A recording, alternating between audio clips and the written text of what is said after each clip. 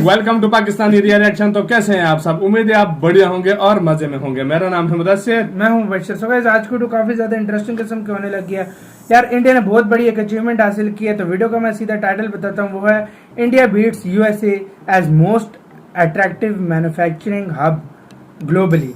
मतलब इंडिया ने finally USA को भी हरा दिया, बीट कर दिया है। बिल्कुल। मतलब मैन्युफैक्चरिंग हब बनने में ग्लोबली पूरी दुनिया में ये हुआ है। और ये कैसे हो गया, यही मैं भी सोच रहा हूँ भाई। ग्लोबली पूरी दुनिया का देखें भाई, पूरी दुनिया का देखो। चाइना, अमेरिका, इनका सबको पता है, शायद चाइना फास्ट पे हो, लेकिन अमेरिका को बीट कर अमेरिका को बीट अमेरिका किया, को, जो कि हर चीज में जो बहुत बड़ी बात है। पहले वीडियो देखेंगे बिना किसी देरी के। ये वर्ल्ड अफेयर्स का वीडियो ओरिजिनल लिंक आपको उनका मिल जाएगा डिस्क्रिप्शन में। तो देखते हैं हुआ क्या है। काउंटडाउन करते हैं 3, 2, 1 एंड स्टार्ट।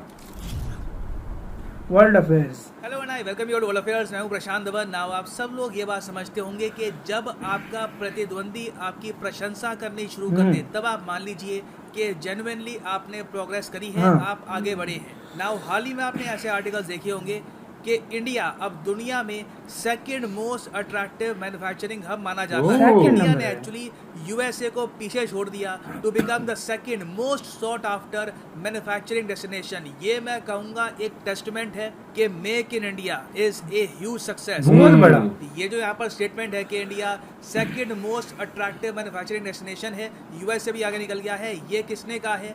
ये यूएस की ही कंपनी ने कहा है। यहाँ पे आप देखोगे जो आर्टिकल है हमारी वित्त मंत्री ने भी शेयर किया है, क्योंकि US based company Cushman and Wakefield, जो दुनिया की एक नामी रियल एस्टेट कंपनी है, जो आप कह सकते हैं टॉप 5 जो मेजर रियल एस्टेट कंपनी है दुनिया में, उसमें इसका नाम आता है। इन्होंने खुद की एक रिपोर्ट तैयार करी, उस पर निकाला एक इंडेक्स का नाम है ग्लोबल मैन्युफैक्चरिंग रिस्क इंडेक्स। और इसमें खुद इन्होंने ये कहा है कि यूएसए से एक पायदान ऊपर पहुंच चुका है इंडिया, और ये कंपनी शिकागो बेस्ड है बाय द वे। तो डिस्कस करते हैं कि यहाँ पर भारत की रैंक इंप्रूव कैसे हुई है। मगर आगे बढ़ने से पहले आपसे एक क्वेश्चन पूछूंगा। क्वेश्चन आपके लिए यहाँ पर ये है कि हाल ही में world press freedom index 2021 release किया गया रिपोर्टर्स विदाउट बॉर्डर्स द्वारा। आपको यहाँ पर यह बताना है कि इस इंडेक्स को टॉप किसने किया था। रैंक 1 यहाँ पर किस देश की आई थी?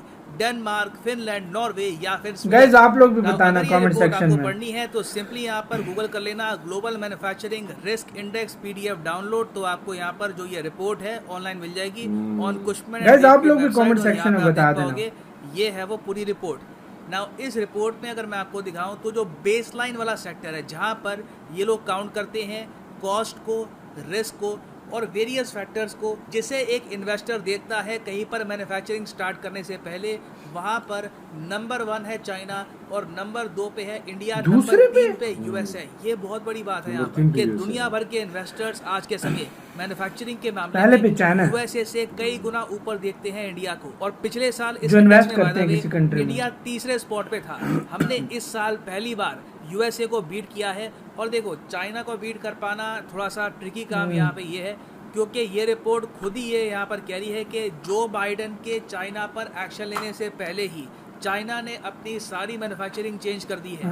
ट्रम्प डिसीजन लेते थे फास्ट, इसलिए काफी बार उनके निर्णय गलत भी निकलते थे। मगर बाइडेन बहुत स्लो है। आई मीन लिटरली रिपोर्ट में यहाँ पर लिखा है इसको स्लीपी जो बोलते हैं ना, डिसीजन मेकिंग है उससे पहले ही चाइना ने अपनी जो मैन्युफैक्चरिंग है काफी जगह शिफ्ट कर दी है। रोबोटिक्स में अब इनका ज़्यादा फोकस है, एडवांस इलेक्ट्रॉनिक्स वगैरह ये सब ज़्यादा ये लोग मैन्युफैक्चर कर रहे हैं। और ये रिपोर्ट कहती है कि दुनिया के 40% जो रोबोट्स हैं, अब देखो जब हम बात करते हैं रोबोट्स की, तो हम उस रोबोट की बात नहीं करते जो होंडा कंपनी ने बनाया है किसी एग्जीबिशन में दिखाने के लिए कि कैसे वो फुटबॉल को लात मारता है। जिन रोबोट्स की हम बात कर रहे हैं वो भविष्य में ह्यूमंस को रिप्लेस करेंगे इन फैक्ट्रीज। तो जो ऐसे रोबोट्स हैं जिनका इकोनॉमिक इम्पैक्ट बहुत बड़ा होगा, ये 40% आज के समय बिल्ड कर रहा है चाइना। जो काम चाइना एक्चुअली 10-20 साल पहले कर रहा था मोबाइल फोन मैन्युफैक्चरिंग, वो पकड़ लिया इंडिया ने। चाइना अब इसके और आगे निकल गया है, बहुत आगे की लीग में जाता है रोबोटिक्स पर। और इसके लिए इन्होंने अपने बहुत सारे जो प्रोविंसेस हैं उनको भी तैयार करना स्टार्ट कर दिया है, सिटीज को तैयार करना स्टार्ट कर दिया है। अब हाल ही में चाइना ने मैन्युफैक्चरिंग सेटअप कर दिए हैं इन ग्वांगडोंग एंड जियांगसू। तो चाइना को नंबर 1 रैंक से हटाना मुश्किल होगा, मगर भारत इतनी जल्दी यूएस को ही बीट कर पा रहा है, यही मैं कहूँगा एक बहुत ही ज़्यादा बड़ी उपलब्धि है, क्योंकि जो टॉप टियर रैंकिंग है यहाँ पे आप देखोगे तो इंडिया के चलो यार, आसपास यूएस के को तो कोई भी किया है। देश आपको नहीं मिलेंगे एक्सेप्ट फॉर चाइना। हाँ। मोस्ट नियरेस्ट आप अगर रैंकिंग देखो तो आपको यहाँ पर श्रीलंका दिखेगा, हाँ। और श्रीलंका की भी यहाँ पर रैंक क्या है, रशिया से भी एक कदम ऊपर आपको मिलेगा श्रीलंका। वाओ, नाउ यहाँ पर आप श्रीलंका एक क्वेश्चन मतलब पूछ फिट सकते जा रहा हैं है। कि बांग्लादेश यहाँ पर क्यों नहीं दिख रहा। देखिए बांग्लादेश इसलिए यहाँ पर नहीं है क्योंकि बांग्लादेश का सिंपली एक ही फोकस है आज के समय, टेक्सटाइल मैन्युफैक्चरिंग इंडस्ट्री। उसके अलावा वो लोग इलेक्ट्रॉनिक्स या फिर और जो हाई एंड आइटम्स हैं उसकी मैन्युफैक्चरिंग पर फोकस नहीं कर रहे। अच्छा। टेक्सटाइल मैन्युफैक्चरिंग से ये है कि बहुत ही बड़े स्केल पर वहाँ पे रोजगार मिल रहा है लोगों को, और लोगों की जो इनकम है वो इंक्रीज हो रही है। इंडिया में हम लोग अभी फोकस कर रहे हैं इलेक्ट्रॉनिक्स पर। तो ये जो तो कि थी यहाँ बहुत पर साउथ एशिया ज्यादा की रहता है। रैंकिंग। नाउ साउथ एशिया में मैं कोई कंट्री बोल तो नहीं रहा यहाँ पर, हाँ नहीं सब तो अब यहाँ पे आप कह सकते हैं जर्मनी यूरोप का एक मैन्युफैक्चरिंग सुपर पावर है। जर्मनी इतना पीछे कैसे रह हाँ गया? भाई, ये कहाँ पे देखिए बैठा है जर्मनी भाई? यहाँ पर पीछे इसलिए है क्योंकि ये लिस्ट है उन कंट्रीज की जो अभी के लिए अट्रैक्टिव है टू इन्वेस्टर्स फॉर मैन्युफैक्चरिंग, क्योंकि यहाँ पर कॉस्ट काफी हद तक कम है और यहाँ पर मैन्युफैक्चरिंग करना रिस्क भी उनके लिए कम होगा है। काफी प्रॉफिटेबल। तो देखो इसका मतलब ये है रिस्क भी कि जो कम है टॉप और कंट्रीज कॉस्ट यहाँ भी पे आपको कम दिख है। रही है ना, टॉप 12 में टॉप 10 में, यहाँ पर आने वाले 10 साल तक आपको रेगुलर बेसिस पर मैन्युफैक्चरिंग बढ़ती हुई ही दिखाई देगी। इसलिए यहाँ पे आपको दिखेंगे कंट्रीज लाइक हाँ, वियतनाम है। इंडोनेशिया, इंडिया, इवन मैं कहूँगा चेक रिपब्लिक भी यहाँ पे आपको हाँ। दिखेगा। और इंडिया के यहाँ पर इस लिस्ट में होने के कारण क्या है, रीज़न है गवर्नमेंट की पॉलिसीज़। ये मैं आपको समझाता हूँ। देखिए मैन्युफैक्चरिंग हमने प्रमोट करने के लिए प्राइमरली जो 4 स्कीम्स लॉन्च करी हैं ये आपके सामने हैं। एक तो है production linked incentive scheme for large scale electronic manufacturing, फिर है production linked incentive scheme for IT hardware. ये भी आपको दिखाऊंगा कौन कौन से सेक्टर में आज के समय लागू हो चुकी है। फिर उसके अलावा है electronics manufacturing cluster scheme EMC 2.0, और उसके अलावा scheme for promotion of manufacturing of components and semiconductor SPECS। Now in सब स्कीम्स में से सबसे ज़्यादा मैं कहूँगा प्रॉफिटेबल सक्सेसफुल रही है द PLI स्कीम। और आपको बताना चाहिए कि प्रोडक्शन लिंक्ड इंसेंटिव स्कीम आज के समय एक्टिव हैं 12 सेक्टर्स में। यहाँ पे आप देख पाओगे investindia.gov डिटेल से बता रहे हैं कि कैसे हुआ है सब कुछ। ये सब जो सेक्टर है ऑटो कंपोनेंट्स, जो कार्स में कंपोनेंट्स लगते हैं, ऑटोमोबाइल सेक्टर बहुत आगे है। मैन्युफैक्चरिंग, उसके अलावा केमिकल्स, फिर यहाँ पर electronic systems, food processing, medical devices, metals, pharmaceuticals, textile भी है। Renewable energy, telecom, textiles, white goods, ये सब कवर है PLI के अंडर। नाउ PLI में होता क्या है, और ये सुना है कुछ बेस ईयर का यहाँ पे कहते हैं कि इसको हम बेस ईयर मानेंगे। इसमें बेसिकली फ़ायदा होता कैसे है कंपनीज को, इस स्कीम की वजह से या फिर ऐसी स्कीम्स की वजह से इंडिया की रैंक यहाँ पर सेकंड कैसे आ गई। देखो बहुत ही सरल भाषा में यहाँ पे मैं आपको समझाऊंगा। सरकार ने यहाँ पर कंपनियों को ये कहा है कि भारत में आप अगर मैन्युफैक्चरिंग करोगे तो हम आपको 6 से लेकर 8% प्रोवाइड करेंगे incentive depending on the sector.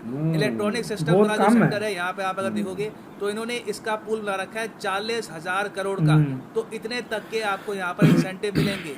Metals में है 6,300 करोड़ के आसपास का, टेलीकॉम में है लगभग 12,000 करोड़ के मतलब आसपास का इंसेंटिव इतना अच्छा, मिलेगा। ये समझ में आ गया इंसेंटिव है। तो इंडिया में मैन्युफैक्चर करो, फायदा मिलेगा। अगर फायदा कैसे मिलेगा और हम कंपनीज कैसे को तय तो करेंगे फायदा चाहिए कि और यहाँ पर देखें, हाँ मैन्युफैक्चरिंग भाई, करी है तो उनको फायदा मार्केट देना है। चाहिए उनको। ये बात ध्यान से सुनना, कई लोग PLI स्कीम को समझ पाए नहीं आज के समय।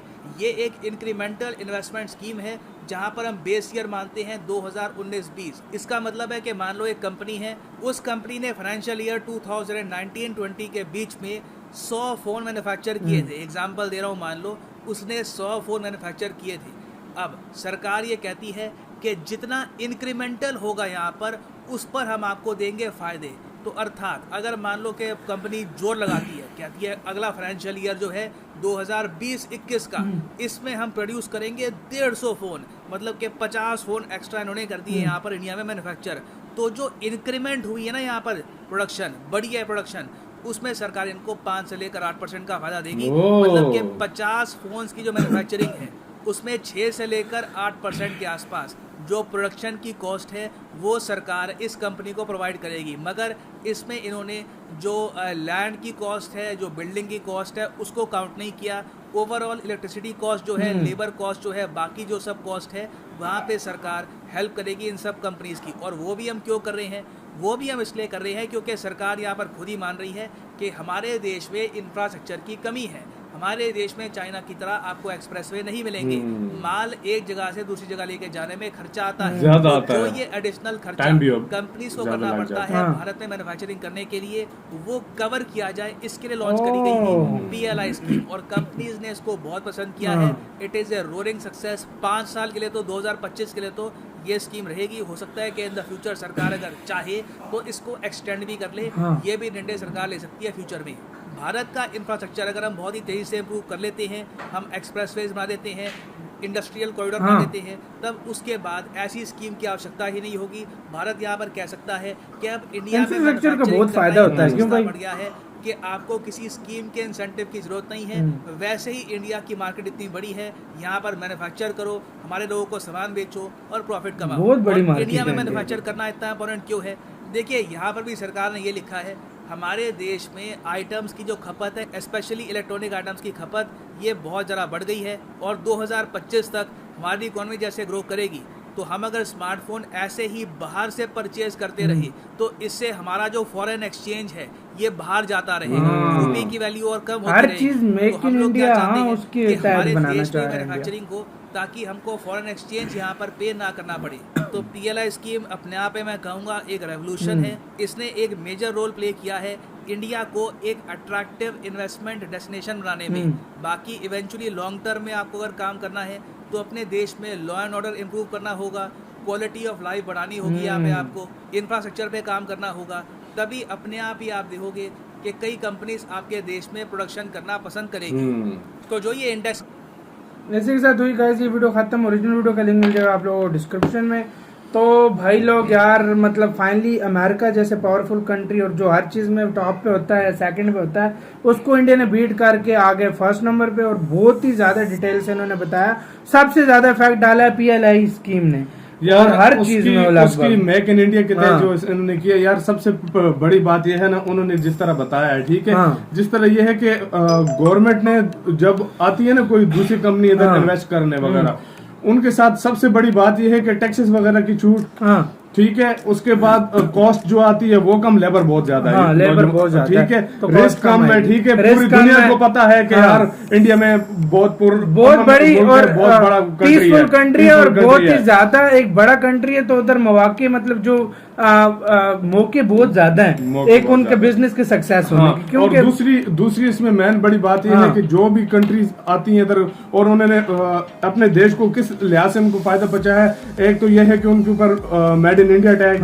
अपनी लेबर इधर काम कर रही है और इंडियन चीजें इस्तेमाल होंगी, चीजें इस्तेमाल और मेक इन इंडिया टोटल होगा और हर चीज अपने देश में मतलब रेडी। और इंडिया ने काफी ज्यादा छूट दी है कंपनीज को कि आओ तुम इन्वेस्ट करो, जो फालतू खर्चा होगा वो हम छोड़ देंगे। और दूसरी मेन बात यह है कि इंफ्रास्ट्रक्चर पे काफी ज्यादा ध्यान दिया गया इस टाइम। देखो भारत माला, सागर माला, ये काम भाई इंडस्ट्रियल कॉरिडोर क्या कुछ नहीं चल रहा है इंडिया में, ठीक है। उसके बाद देख लो तुम, जब इंफ्रास्ट्रक्चर बन जाएगा तो फिर वो ज्यादा मुख्तलिफ रोड्स बन रहे हैं, रेल का निजाम बेस्ट हो रहा है, हर चीज मतलब इंफ्रास्ट्रक्चर पे बहुत ज्यादा इस पर ध्यान दिया जा रहा है, जो मैं कहता हूँ आज से 20 साल पहले देना चाहिए था, लेकिन वो बस लेट हो गए। तो अभी मतलब देखो साइंस सिटीज वगैरह और ये भी रोबोटिक वाला, पता नहीं क्या मोबाइल मैन्युफैक्चरिंग, हम मोबाइल की तकरीबन एप्पल के आईफोन के मतलब जो प्लांट्स है वो लग रहे हैं इधर लग अच्छा, Samsung की चिप्स बन रही है, सारा कुछ इधर बन रहा है, हर चीज पे, यानी ऑटोमोबाइल सेक्टर पे देखो सब कुछ मतलब मेक इन इंडिया होता जा रहा है और बहुत ही ज्यादा यार सक्सेस हुआ है ये